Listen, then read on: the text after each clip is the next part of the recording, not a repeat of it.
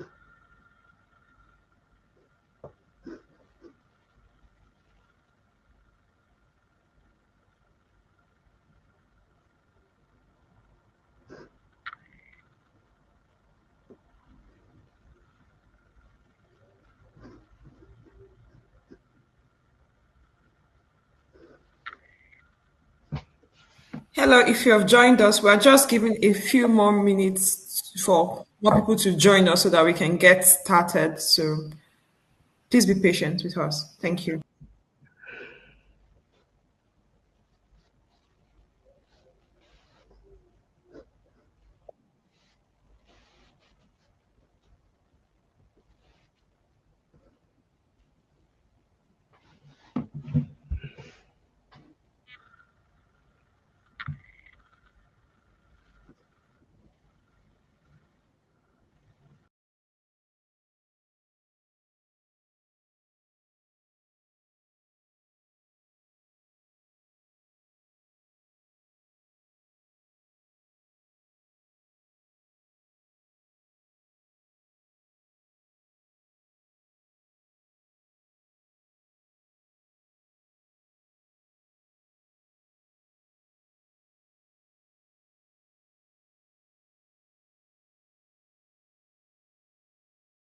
Hello, Toby. Hello, Emmanuel. Hello, Obioma.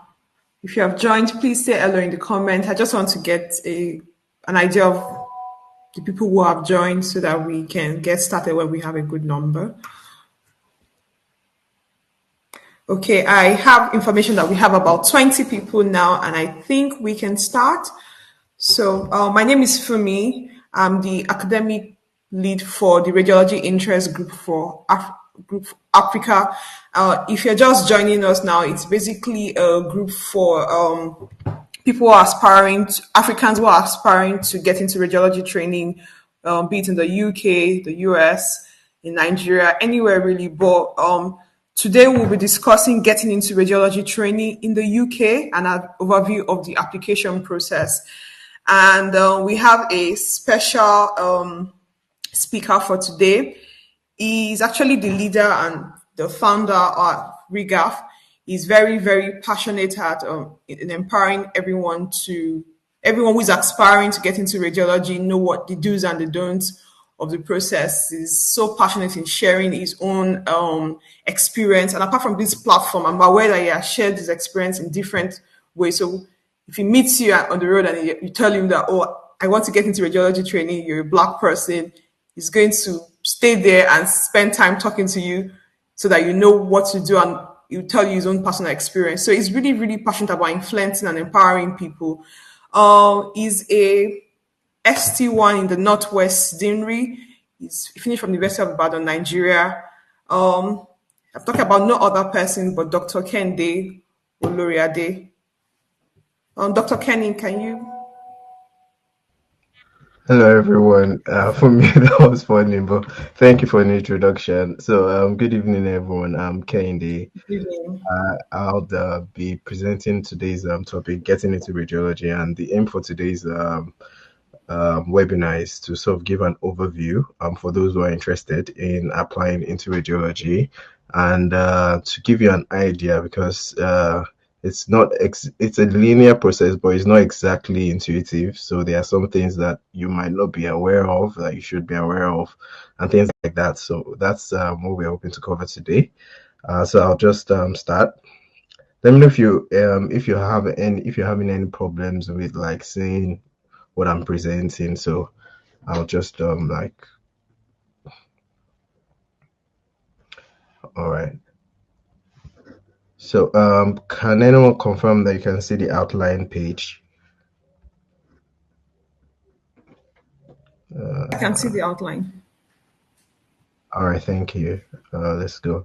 So today this will be the outline for today's discussion. I'll give an introduction, describe the structure of training radiology in the UK, the application stages to expect, the timeline, and talk about the portfolio, the MSRA, briefly talk about the interviews, and then we'll have questions and answers. So my general approach to this presentation is someone who is either applying in the next cycle or hoping to apply like in the next 1 year. Things that you can do right now to sort of like give yourself the best chance possible. So radiology is the use of imaging to diagnose, treat, and monitor various diseases as defined by the RCR itself. If you, I'm sure if you've worked just even 1 day or 1 week as a doctor, you find that you've almost always will have to interact with radiology. So it is one of the very few cornerstones of medicine. And Because of the way medicine is in the 21st century, we're having to see more people request for radiological imaging. And so there's very wide space open for the specialty to improve, or and also there's a lot of workload. So in essence, we need more radiologists everywhere, and also particularly in the UK if you've had to work in the UK. So applying for training in the UK is it's a bit competitive. It has one of the highest competition ratios for this year.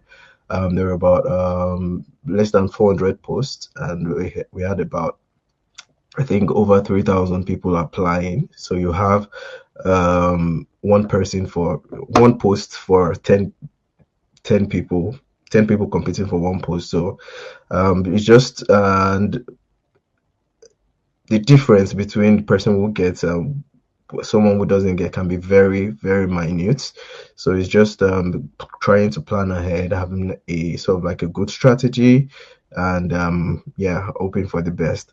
So the structure of radiology training in the UK is it's usually a 5 year run through program, and that means there's no break. You don't have to get to a point like some other training programs in the UK where you do your ST1 to ST3 and then you reapply for higher training. So for radiology, it's just a run through. It's a 5 year program. You have three professional exams before you gain your certificate of completion of training, which is CCT, which means you're a consultant in UK parlance. For radiology trainees from ST1, ST2, ST3, you're still having sort of like a general overview of radiology, and you're expected to spend your last 2 years after your exams sort of doing some form of like sub-specialization of radiology while also keeping your general radiology skills. So of course, if you are interested in doing interventional radiology, like those people who are would like radiology but a bit surgically inclined, there's actually almost something for everyone in radiology. So we have breast radiologies. You could have people who are doing. We have nuclear medicine. that has to do with radiology. So, if you are a surgical person, you have to do an additional year for ST6 to qualify as an interventional radiologist. So usually the training starts with every levels of supervision, which I'm experiencing right now. You work a lot with consultants, your registrars, radiographers to sort of like learn the basics of radiology, gain experience, and while you also like gain theoretical knowledge. So you do that in the ST one, ST2, write your exams. Then as you go in, you get more entrusted with more responsibilities. You join the on calls, and you're expected to function as a radiologist at some point in training. Yeah.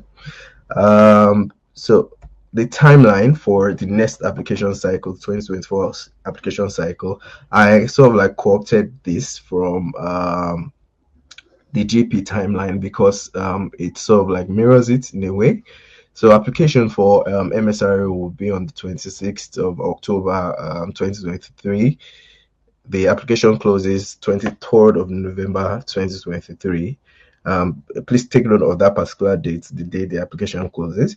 Invitation to MSR will be that's of course you apply to when you apply for MSR, they will ask you for some questions. You're expected to have completed your F2, or you have proof that you have completed an alternative to your second foundation year in the UK. And there's a list called a CREST form, certificate of readiness to enter specialty training, which is which is an alternative. It's a document that confirms that you have completed an alternative to the FY2EM.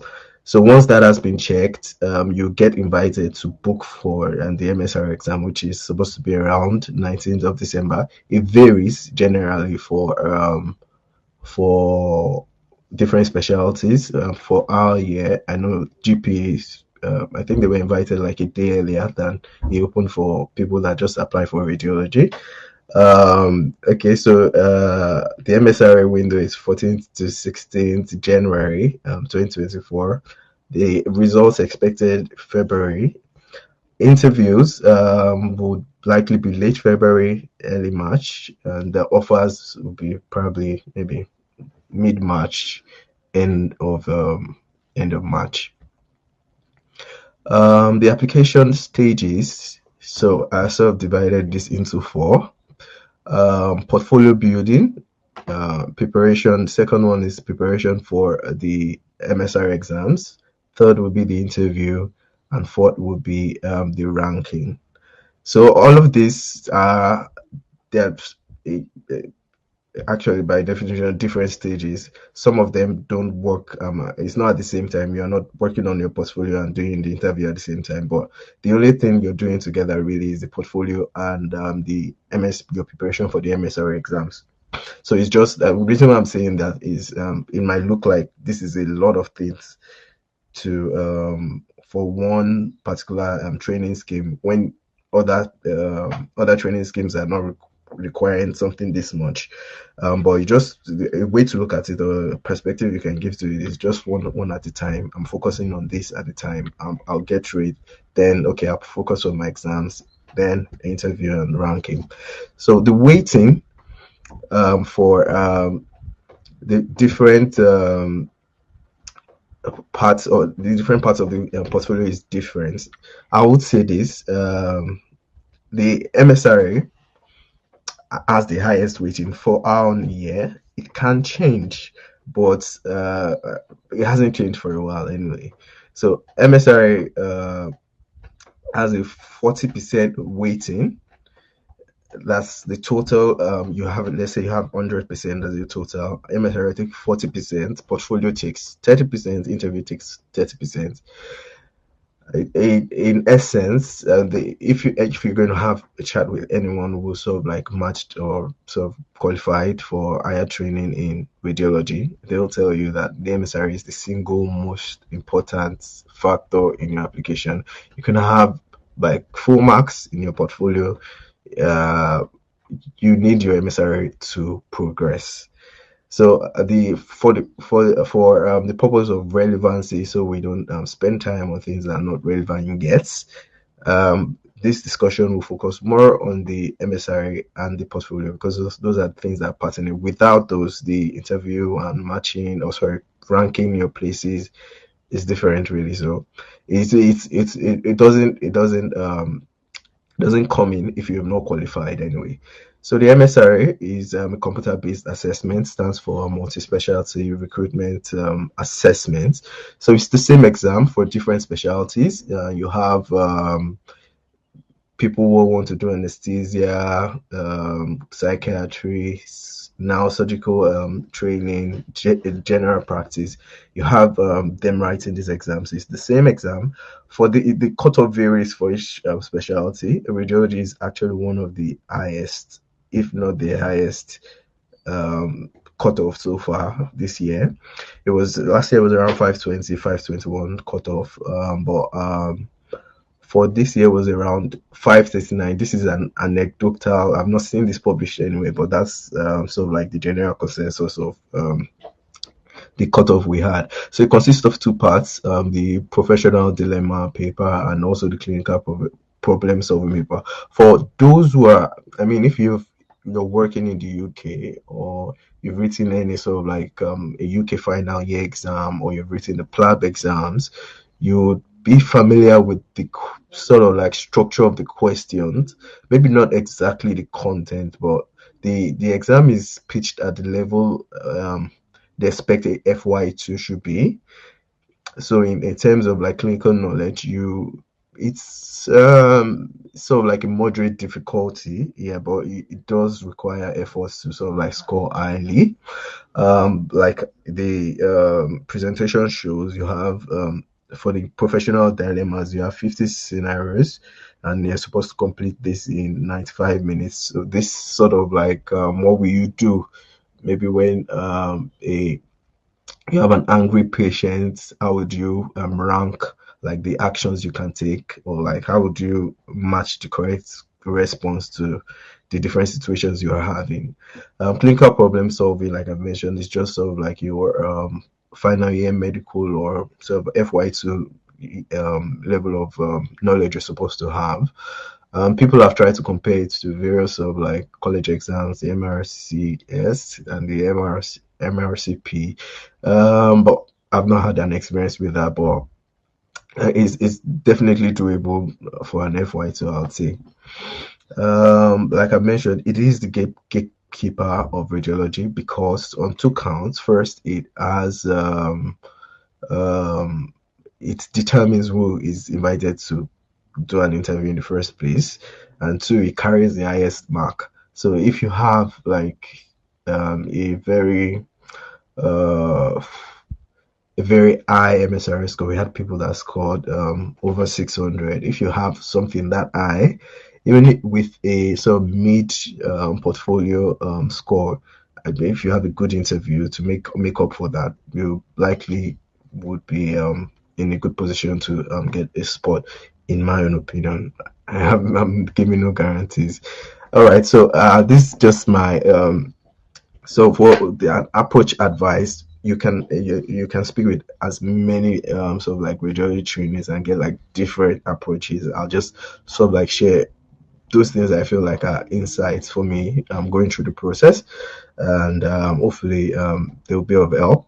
So the question banks are the major way to prepare. There are a lot of them, and there's nothing that exactly says that one is better than the other.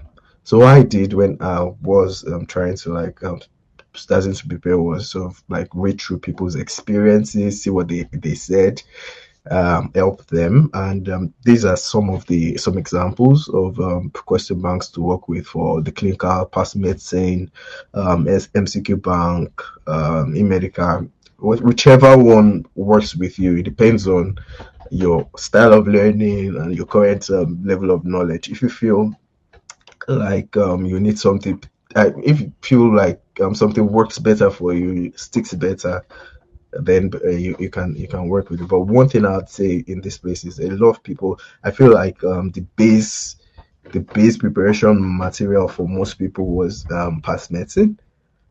So, and I would advise don't to use more than one sort of question bank, especially if you're aiming to score like a really high score. Just try to go through them at least once, twice, and do the corrections. Try to score as highly as you can in the mocks of the question bank, whatever question banks you're using for the SGT.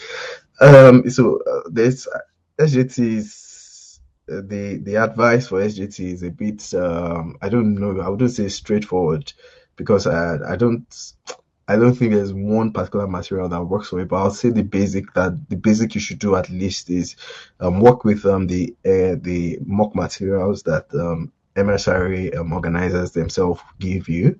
Also, there are some foundation paper exams where you have sort of like situational judgment tests. They're not exactly in the same format, so you have to take note of that. But it sort of gives you an idea of the kind of questions that can come out, and could help put you in the frame of mind. You could also find it useful to go through the good medical practice because ultimately that's what the SGT is trying to test for. So preparation time, it varies based on your knowledge level. If you feel like if for someone who might have completed MRCP and might be sort of working at a very sort of like academic knowledge basically you might not need as much prep as someone who has not written this kind of exams in a long while. Yeah, I hope you get that. So it depends on your base knowledge and the time you have. We're about this is practically September, so we're about 4 months out. So ideally, this should be a time where you've either started or you're thinking of like serious preps towards it. If you're starting from like not even if you are starting from a good level of knowledge, at least you're more familiar with the sort of like exam structure. So for me, I found it helpful to like Google people who had good I scores in MSR, just sort of like read through their experiences. There are a number of them online on Reddit. So just take some time, read through them, see sort of like how they prepared and get some advice. That helped me and might help you too. So another way you can do it is take a just sort of like a mock for yourself, maybe 50 questions or so you have an idea of okay, I need to read this. I have no idea about this. Oh, this is my strong point, and you work on it. Especially this works especially when you don't have as much time as you'd like. So you identify your weak points, decide on the goal that you want to score. Okay, yeah, discuss this. Then immediately after your exam, you can take a short break, and depending on how you're feeling, start your interview prep as soon as you can or you feel like you're ready. Because the from the completion of exam to when you're interviewed, um, from the point of interview for your invitation for interview to your interview, you probably gonna have like 2 or 3 weeks, which if you are, I believe, like working, having other responsibilities, it might not give you adequate time to prepare for the high level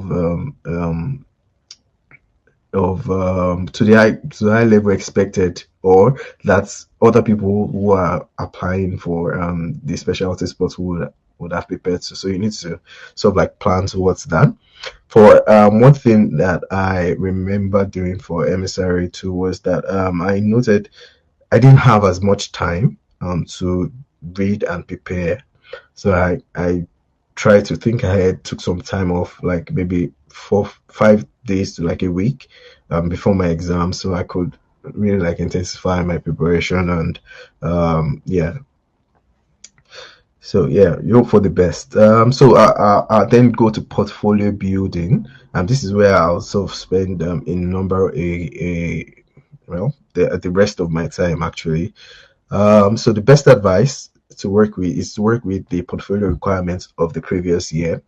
This is it can change for our year. It changed very significantly from a 10-point portfolio to a 45-point portfolio, and it was I mean it was chaotic when it happened, but it's now you have more time to prepare. So you would see a high level of preparedness for people who really want to get into radiology. So what I do advise is, if you can, aim for at least say at least a 35 to get on the level of the average for this year, because I expect that we'll see a number of people that get 45, even for a year when we had only less than a month to like move from a 10 point level of preparedness to a 45 level of preparedness. We had people that had 44, 45, which was very, I mean, yeah. So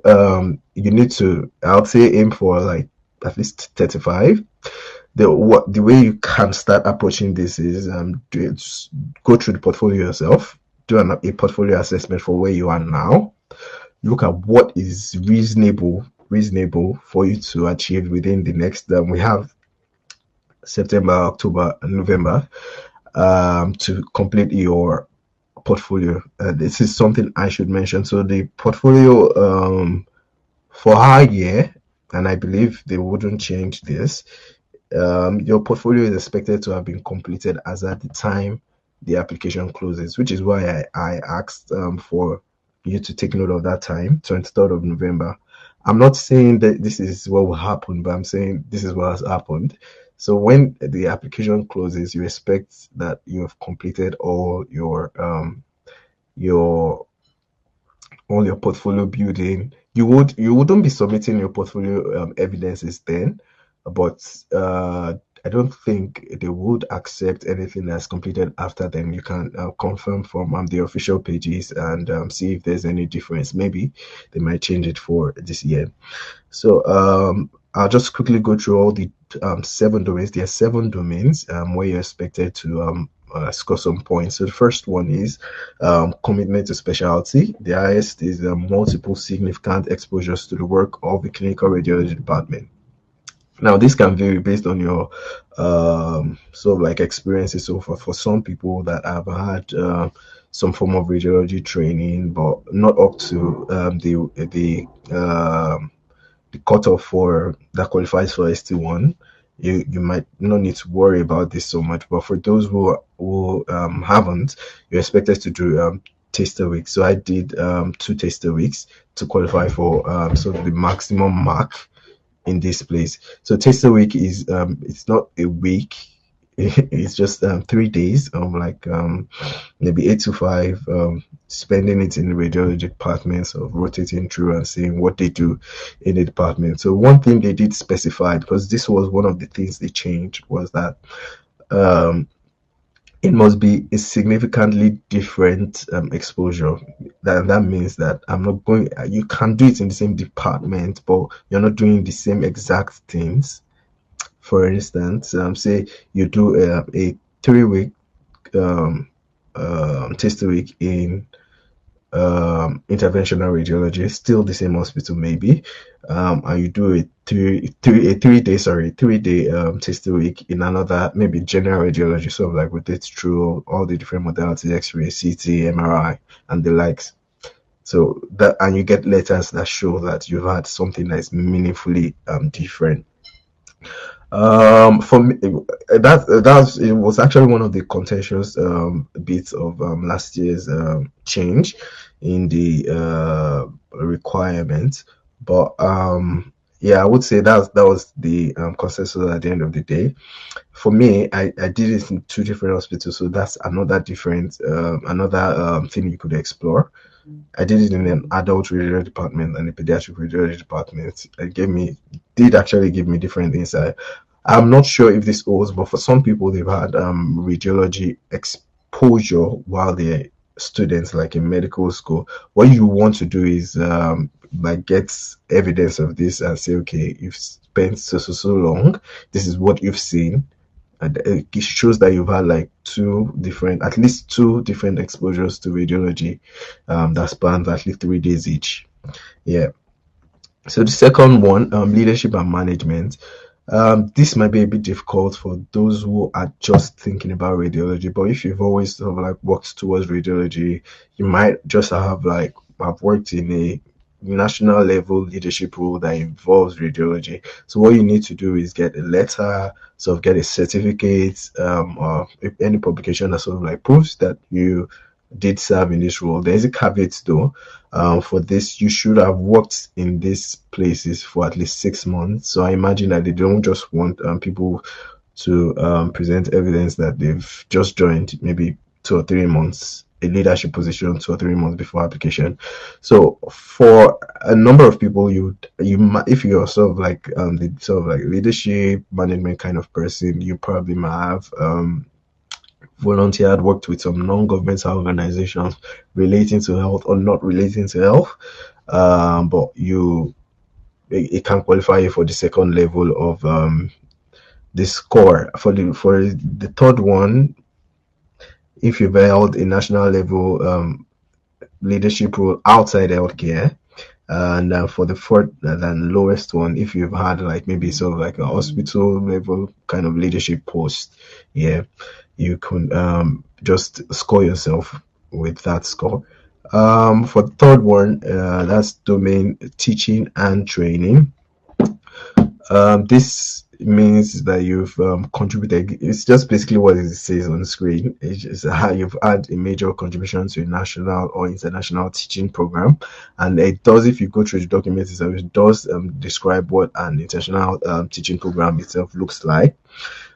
I think it's supposed to span, from what I remember, it spans about 3 months. The teaching program should have spanned about 3 months, and you have evidence showing that you made a major contribution to this. So same with the original teaching evidence, yeah, and the third one also, if you've had like maybe a hospital-based teaching, just make sure one thing you should try to make sure is get proof. If it's possible, you get feedback or you get a consultant writing you a letter saying, okay, you've done this and this as a form of proof. So for this, five is a bit sort of like well, impossible for most people because the exams are trying to pitch for people that are at the FY2 level, but there are some people that have done some master level teaching qualification because they are passionate about education. For most people, what I would say is sufficient for this. A PG cert, if you're in the NHS now, it's a bit too late now, but if you're looking at applying next year, you can speak to your clinical supervisor asking if there are opportunities to do sort of like a PG cert, if the trust is funding anything like that, and if you feel like you're up to self fund, you can apply for it. One thing that they've changed in recent years was if you're done like an intercalated degree, that's you completed a training a degree while you were in med school, or you had some qualifications, some exams, they give some special scores for that, but they're not doing that anymore. So what? But they still sort of maintained the PG set, PGD. So if you can,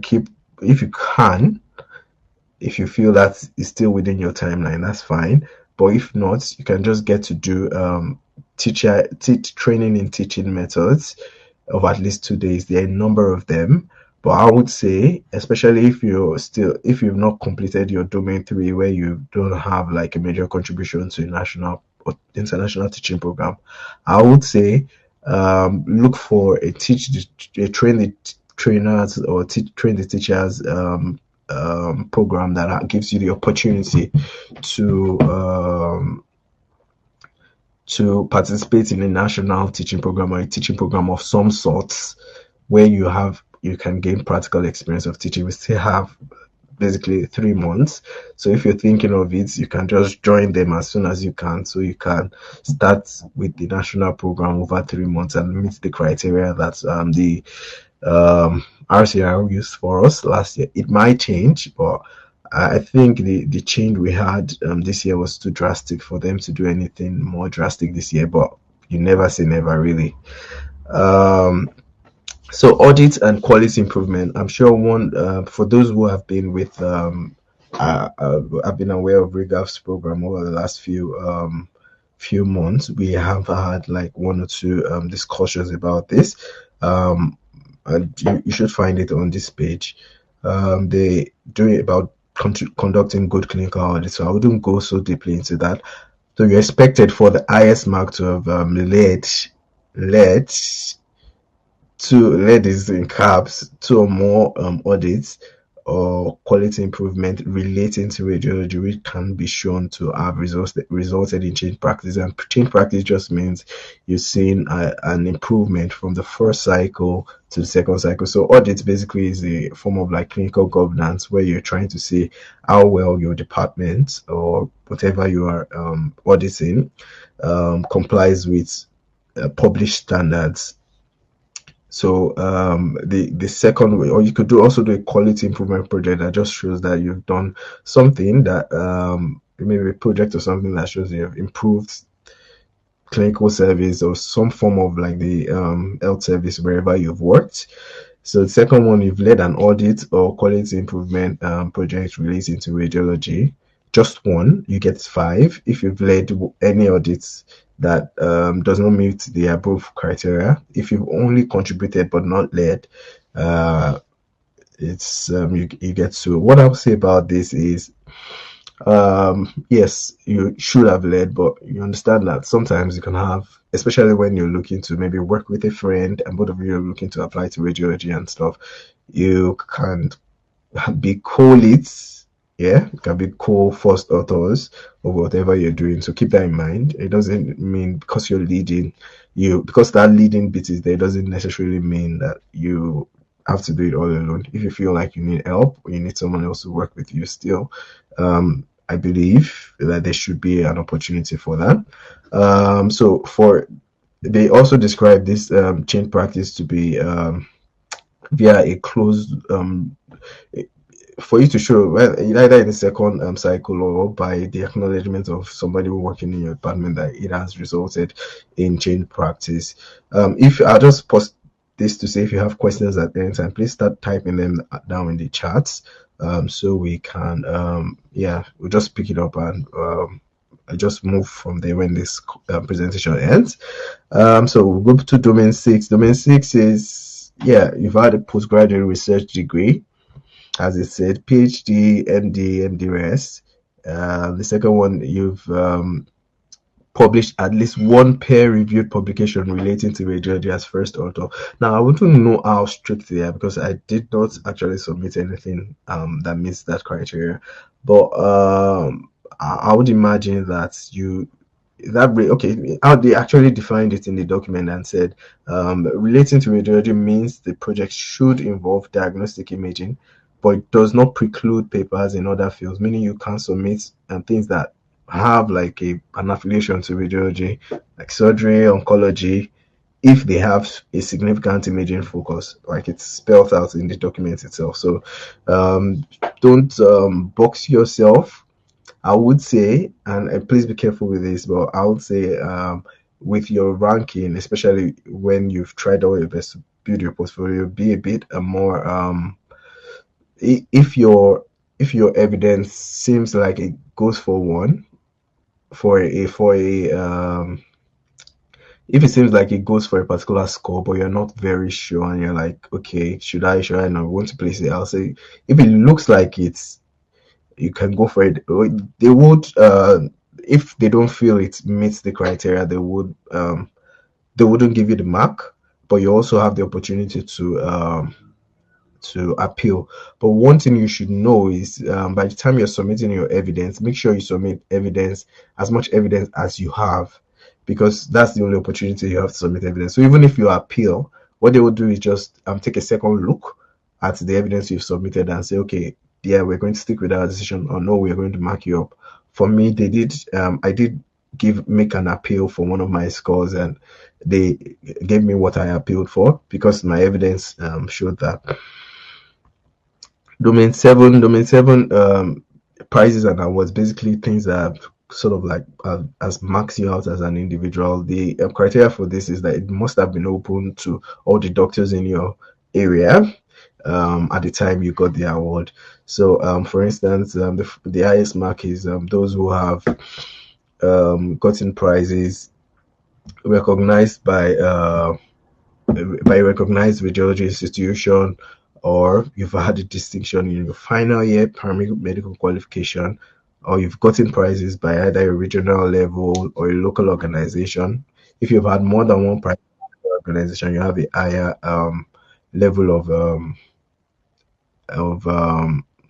highest, you have a higher score. In conclusion, I would say that if you are passionate, so to give you context, yeah, I just started training and I'm enjoying it so far. I feel like it's challenging in a good way, in a way that I feel like if you put in the work, you're going to sort of improve at your craft, and like you gain more expertise, and it's not bad. I mean, lifestyle wise for now, because we're just starting training. We're not yet doing like the on calls, so we're still in the honeymoon phase. So this might just be my honeymoon view of radiology. But I believe if you're passionate about radiology, you should definitely give it a shot. It's about from now to the time of till offering a hand. It's about 6 to 7 months, but I believe with focus, hard work, and a good strategy, it is really achievable. Even if, and this is a cautious, even if you're just in preparation today, I would say you should enjoy the process and hope for the best. So thank you for listening to this presentation.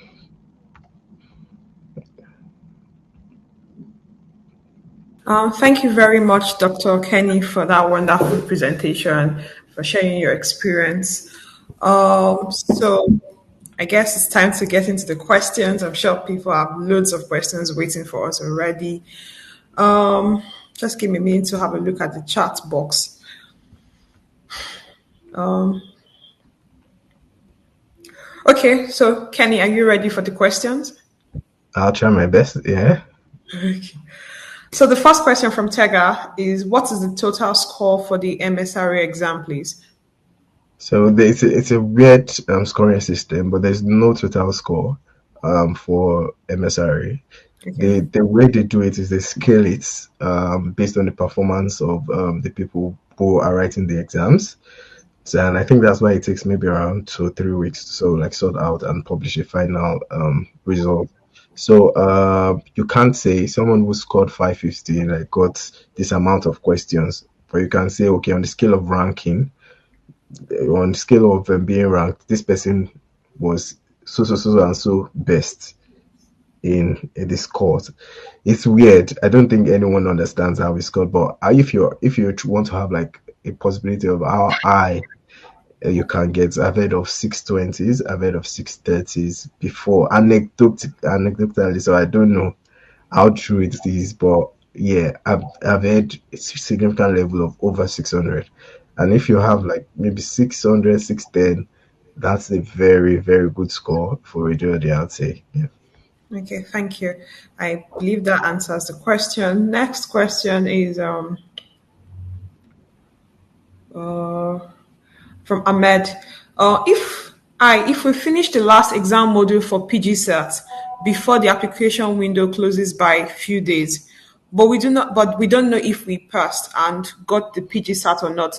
Can I submit it as evidence or not? So basically, this person is running a PG CERT exam, PG CERT course, and they think that by the time the application window is going to be closing, they won't have gotten the result of their exam. But can they still submit it as evidence of having done a teaching qualification? Yeah, so thank you for the question, Ahmed. What I would say is if you can get proof that says you've completed this PG set on so dates, you can't submit that. And this is something like you can have like a conversation with whoever is running the program to ask if you can get an evidence that says you've completed this by this and this. Yeah. What the one I'm a bit familiar with is publications. So for those people who are looking to publish and they've submitted it to the maybe to the journal, and journal is reviewing it. So long as you've gotten a letter that says this has been accepted, even if the publication has not been done, but once it's been accepted, That means it's gone through the peer review process and you've basically published it, but the publication is not yet out. Like there's an argument for that.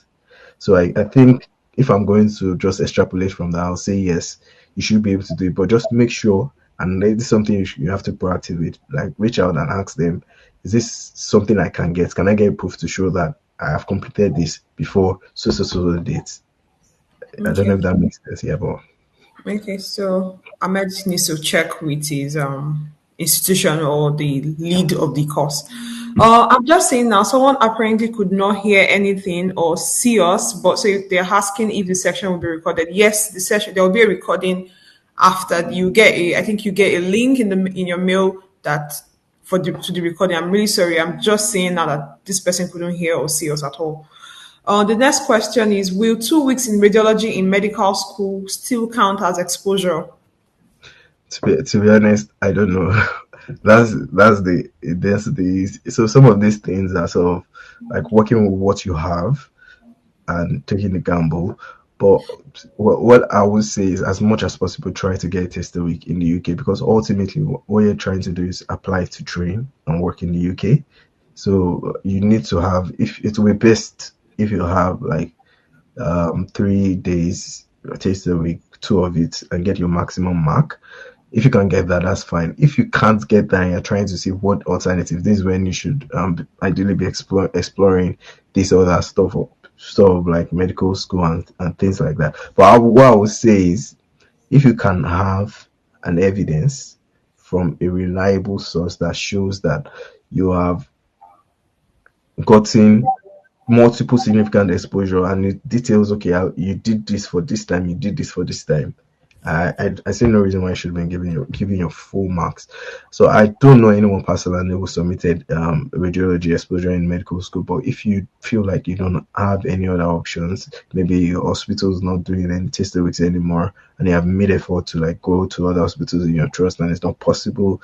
Yeah, I feel like it's like just trying giving it a shot and trying to see whether it works, basically. But I wouldn't say that's like the best course of action. I'll ask to try do it test that week first. Okay, thank you. So try to get a taster week in the first instance. That might just be the way forward.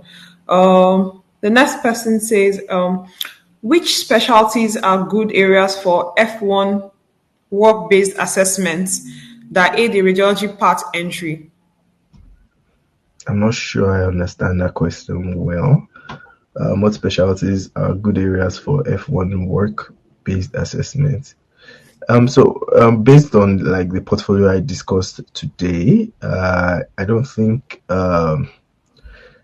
there's any sort of work-based assessment that you need. The only thing you need is a department where you can do radiology-based audits, basically. If you can get that in any, you can do it, and that's the beautiful thing about radiology. Radiology is, like I mentioned, I'm biased, but I feel like it's a cornerstone of medical specialties. So wherever you are, you would be able to do what looks like that department, let's say an O&G department. You would have like, yeah, what's an audit that can cover both of them and include radiology. So I think that's the way forward. I'm not sure if that answers your question, but if it doesn't, you can just maybe clarify in the chat box. Okay, thank you. The next person, sorry, I'm having some issues with my chats, my Yeah. questions. That's why it's a bit slow. For audits, if you were a co-author, that is two people doing the audit, would that qualify as leading the audit? Okay, so I've not to be. I'll just give a disclaimer. I've not marked or given marks for all these things. I'm just saying this so you don't like take my word take my word for it, but don't. I'm not an official in the recruitment process, so I would just say, um, yes, it should count. In my opinion, I feel like it should count as leading the audit, because if a co-author, both of you give like similar amount of effort into like doing the audits, yes, definitely you should be able to. But what you want to make sure is this is that you have a document that says that, either a document from your consultant or when you're presenting in a national conference or something, it does recognize both of you as like first authors or like co-authors. Yeah, I mean co-authors, but just make sure both of you are first authors. I think that qualifies as leading. Yeah, the Audit. Okay, okay. For that question, I actually have a question on audit. So maybe this might help. So for my own trust, before you can do an audit, I mean, the official way to do an audit in my trust is for you to actually submit a there's this document that you have to submit that has your objectives and how you intend to go about your entire business, right? And in that audit document, there's a place for project leads. You can have up to two. So I've been involved in the I've had to work with a registrar and with myself and with a few colleagues, and then you can specify who exactly is the project lead, the consultant lead, and then the team members. mm, So if your hospital has something like that, I guess a document like that that tells you you can add your name, so that way you yeah, actually have an official document. Now, Kenny, my question on audit is this: so for the evidence for on the portfolio, I think it says that you can either submit the presentation slides or yeah, a letter from the consultant on your portfolio assessment. Is that correct? yeah, yeah. That's true. Yeah, Is that what you submitted for yours? yeah. Basically just submitted my presentation, the presentation for my yeah, and I submitted a letter from the GP I worked with on the audits said I completed an audit. Yeah, I think that's what I submitted. Do you, because I feel that that or that evidence part in the portfolio, I feel that there might be a few more things that might be suitable. So for instance, I've just said that my trust has a formal way of doing it. So there's a Yeah. document you submit for doing an audit that actually Mm, specifies that you're the project lead and this is the consultant. Do you mm. think that, I know you're not an official, so you can't give, you can't potential. Yeah. But along with the presentation slides, it might be useful to submit such a document, right? I don't know Yeah, if it helps. See, whatever you feel like makes your case, and so makes it. So what you want to do is whoever is looking at your document you submitted is saying like you can see okay 1, 2, 3 documents, and this person qualifies for this mark that is claiming and moves on. So basically, he wants to try to like make their work easy as possible. So whatever it shows, and especially when you're not sure if you're going to meet a particular mark, just submit your evidence for the mark, submit if you have the evidence for the smaller mark, submit it. Do you okay, understand? Just something that will make person like look and say, okay, this person meets this particular sorry mark that they're claiming for. Uh, okay. We for have for a lot of Go ahead. questions. Sorry to cut you short. No Uh, problem. for the audit, no, somebody asked the missed part of the talk. Best resource for SJT. You get a recording so you can see the part on the SJT. For publications, being a co-author in a team of two, does that count as being first author? Kenny, do you want to say anything about this? Or I think you've To be said something honest, about I don't know, but what I would say is, yeah, being a co-author does not necessarily mean you're the first author. Yeah, you can be the third or fifth Disney and still be you're still a quarter, right? But I think what you mean to ask is that if you have two first authors, so there are some journals that recognize um, more than one author as the first author. So that might be looking to submit to those journals instead. I don't know which, but I think we had a session with Professor Amaka, who is the um, well, she's the editor for a pediatric radiology journal in the UK, and I think from my chat with her, I'm not sure. For me, please let me know if I'm wrong. yeah. She says with our journal they can have two first authors. Yeah, Yeah, I think is so. that true? I don't remember exactly for our journal. I mean, if we want to be sure, we can actually listen to a recording. But I think I've seen other journals when you want to submit, you can actually you just need to check. I mean, one of the things she actually said at that webinar was that before you submit any journal, any manuscript for journal publication, you should check the journal's specifications, what their own checklist is. If they allow for two authors to be one, I mean, to qualify as first author, and if the journal already tells you, oh, only one person can be first author, then you know that being a co-author is not the same thing as being two first authors. Yeah. Okay, I think that sort of answers the question. The other questions that we have, someone has asked, what is the fastest way to get at least a minimum teaching score? Sorry, I think we missed some questions, didn't we? Don't worry. Okay, Yeah. yeah, I've seen the one I missed. I'll go back to it. All right. So what was the if okay, what this is what if I were to sort of like for me said at first I jack you when I see you on the road once you mention radiology to me.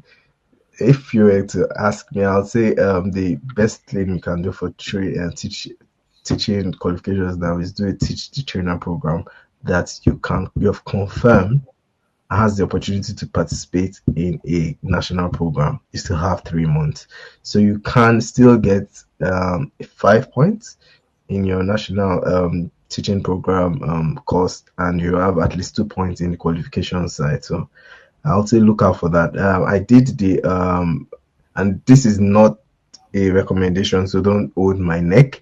But I did the Radcast Med this thing was very helpful for that.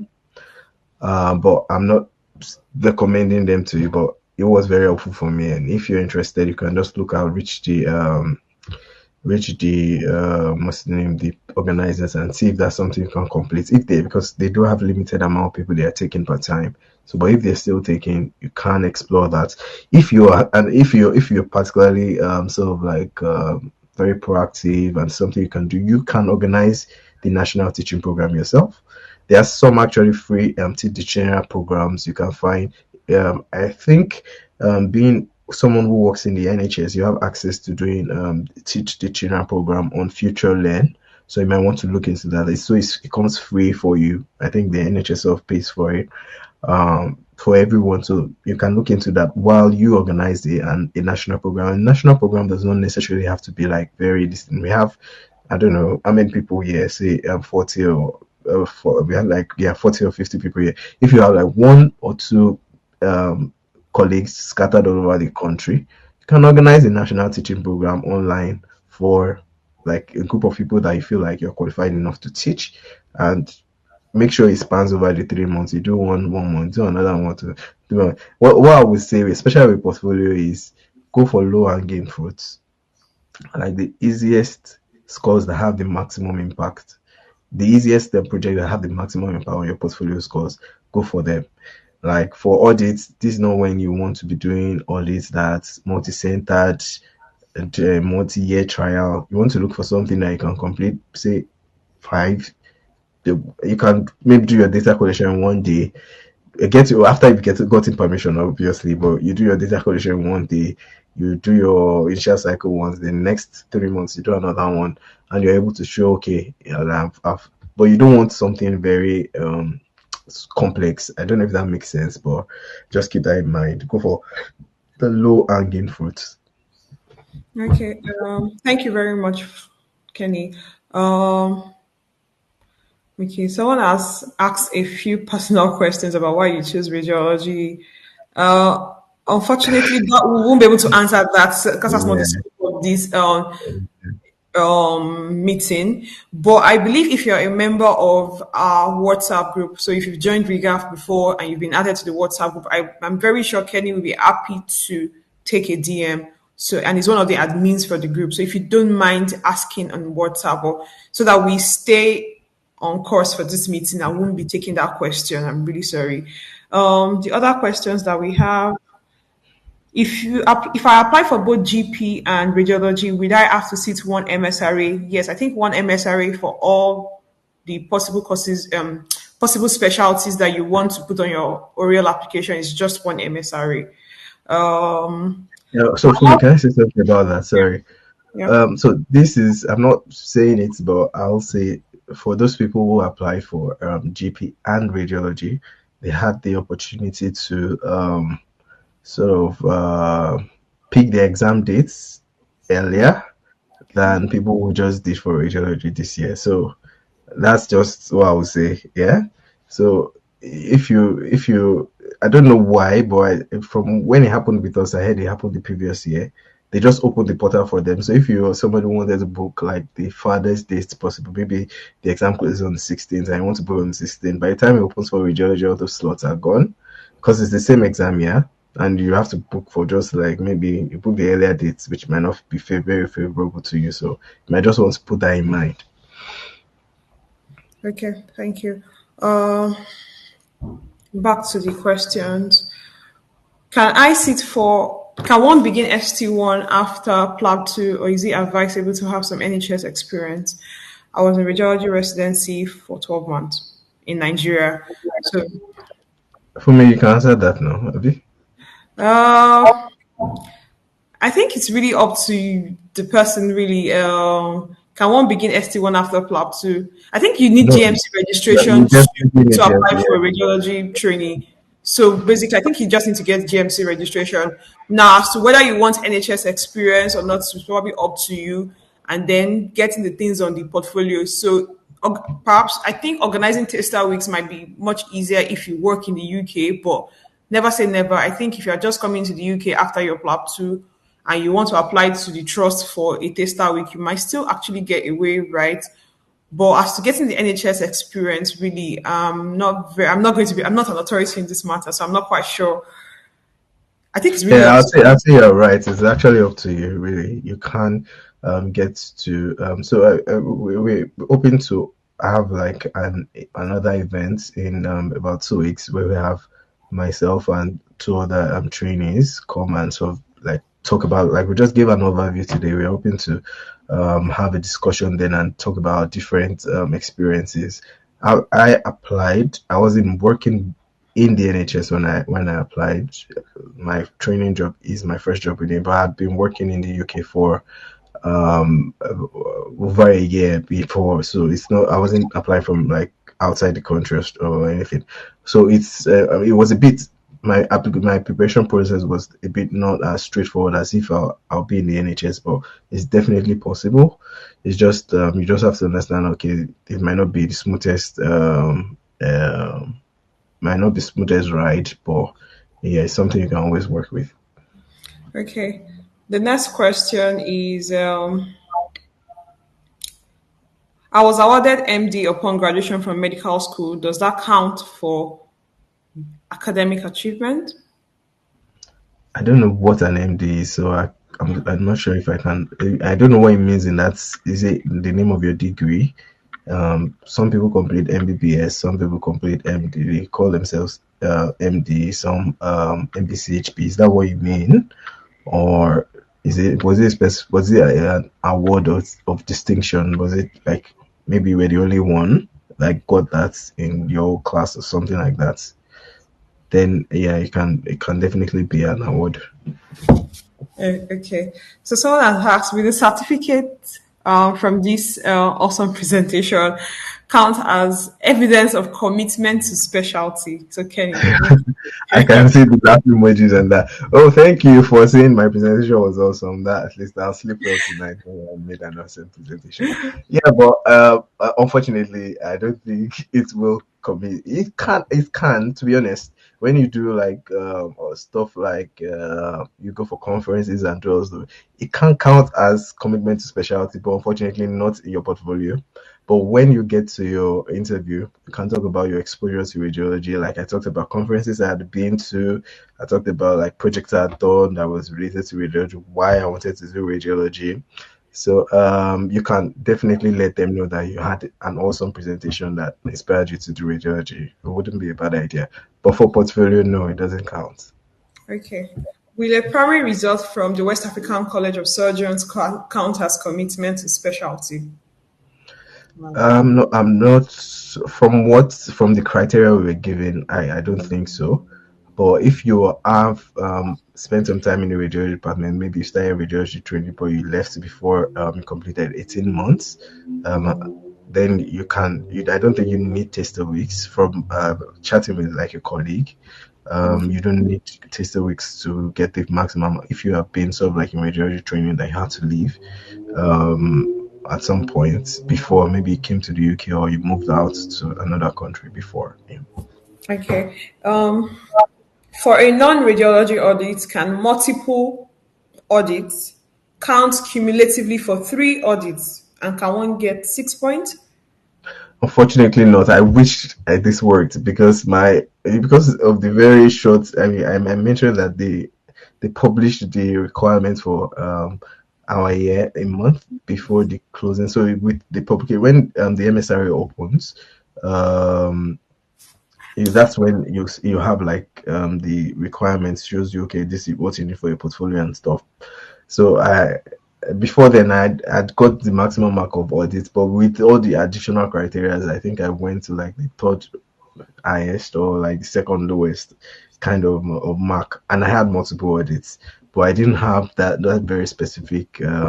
So you would just get for a non-radiology audit, you would likely just get.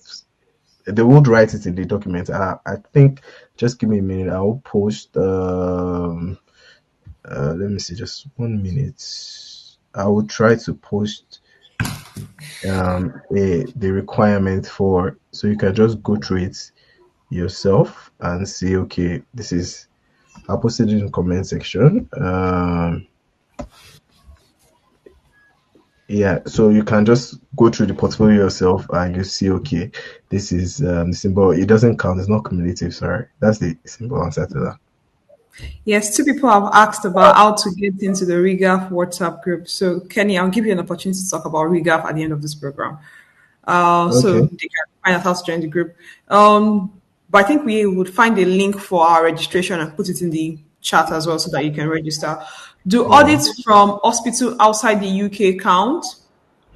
So I did not submit that year, but I would say that they did accept international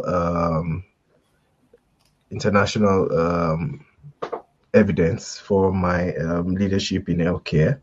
So I would say positively, yeah, they do accept international evidence. But if you ask me, if you're currently not in a country and you have the opportunity to participate or to lead an audit wherever you are, I mean, what's the worst that can happen? Okay, well, you waste your effort and they don't count it. But I think you have a good chance for it being recognized if it can be proved that, okay, you meet all the criteria, you've done this in your department, you've shown that it's increased this thing, and you have a letter that can say, okay, yeah, this person did this. I believe it will be like if you are not here, if circumstances hold your hand and you're not in the UK, but you want to do an audit, you can do it wherever you are. But don't quote me, but I think you can do it where you are if you have no other options. Yeah. Okay. Another question about our WhatsApp group. There seems to be a new CREST form for 2024. I don't know if a previously signed CREST form from 2021 can be used for the application next year. I think for every CREST form, there's usually that disclaimer in front of the first page that says every other previous CREST from now, they won't take it.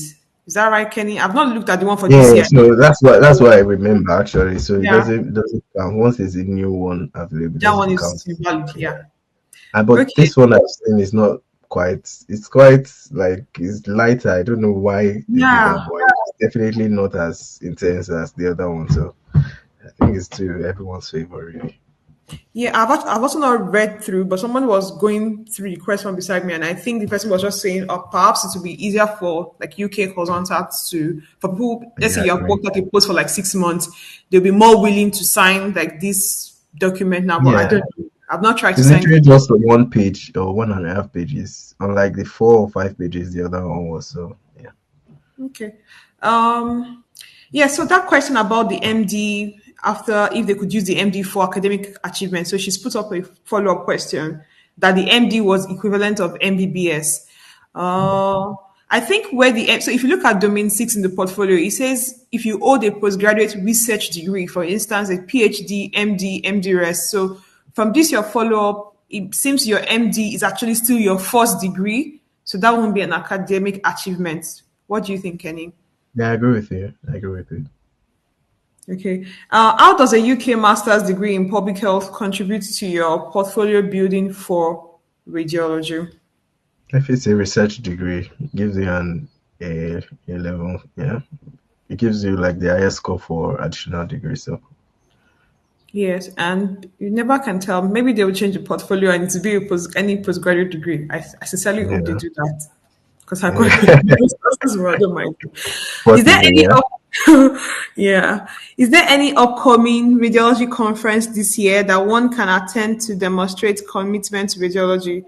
I think we posted some posts, some even accepting posters on our WhatsApp page.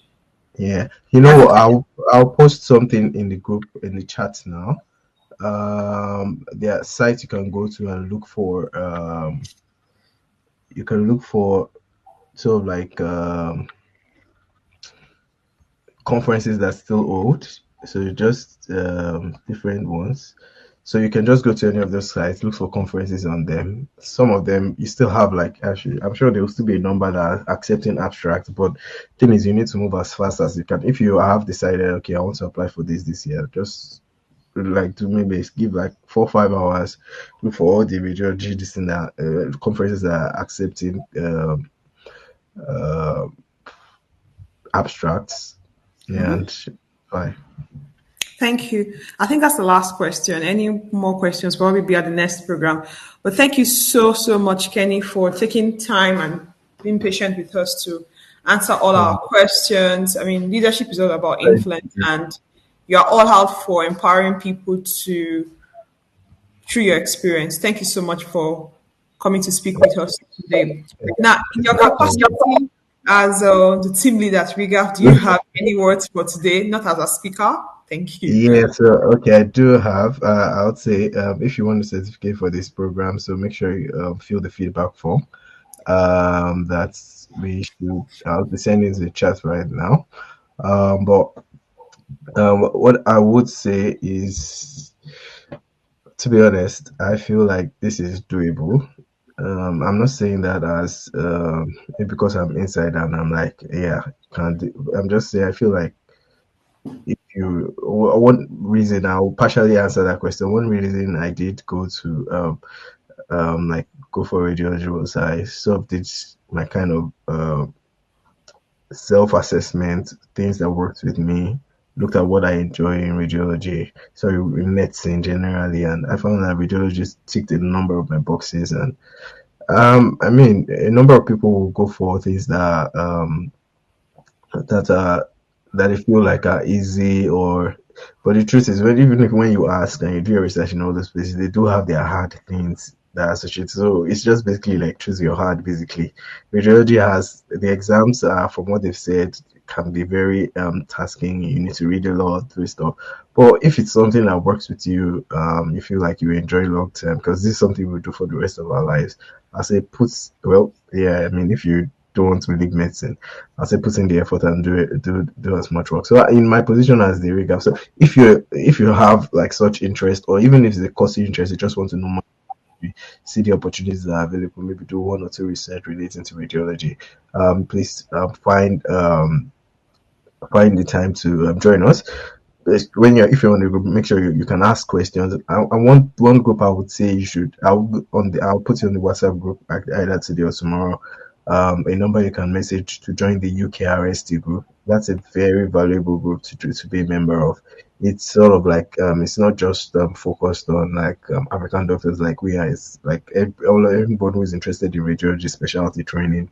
So they have a WhatsApp group. If you want to apply this year, they have a WhatsApp group. People ask questions. There are a number of us that have entered for this year, last year. So you have a lot of resources there too. So make sure you ask your questions either on Regaf on that group. Would be happy to always like answer.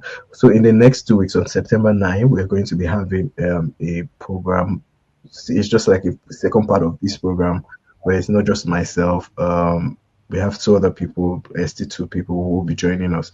I will be talking about different experiences applying for the specialty.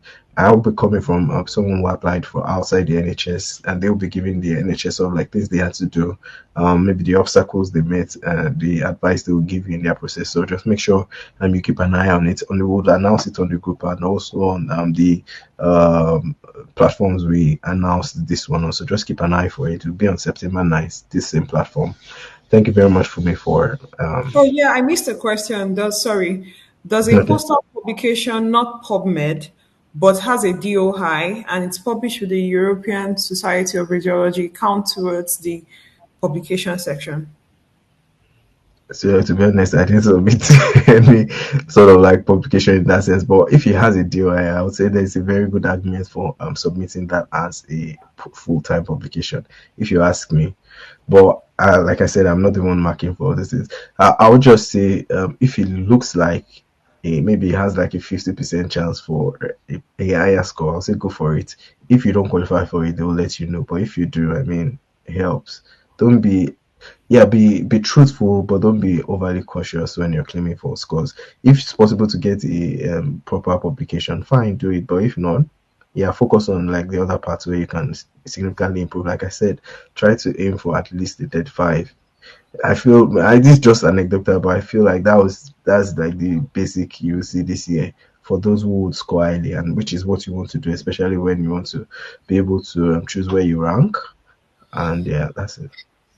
Okay, so everyone is saying thank you so much, Kenny, for your time. Mhm. Thank you for your presentation. We're very Yeah. grateful to have you. Thank you so much, everyone, for joining us. I mean, you guys make the program rock. Thank you so much for coming this Saturday evening. I look forward to seeing you guys in 2 weeks at our next webinar where we'll still be talking about application process. All right, have a wonderful evening. Bye bye. Thank you. Goodbye.